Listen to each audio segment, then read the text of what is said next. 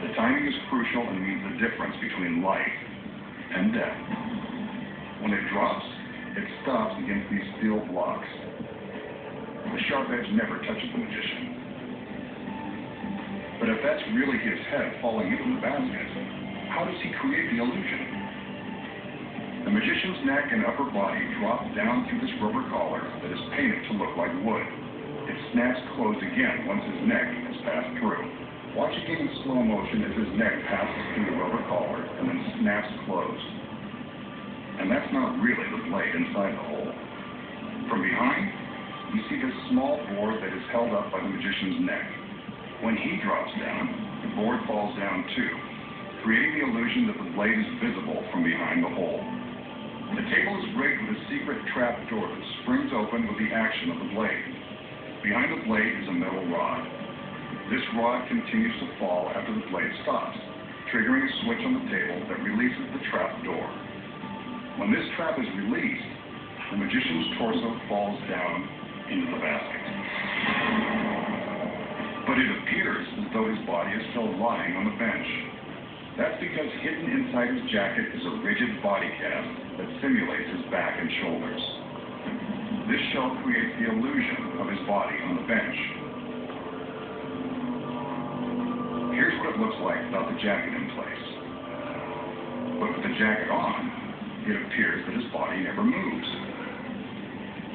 But if his head isn't severed, what does the assistant take out of the basket? You guessed it. It's a fake head hidden by a mask identical to the magician's. Before the trick begins, the fake head and a red scarf are concealed in the basket out of the audience's view. After the magician drops down into the basket, the assistant simply reaches down around him and picks up the fake head and scarf and shows them to the audience. But how does this fake head magically come back to life?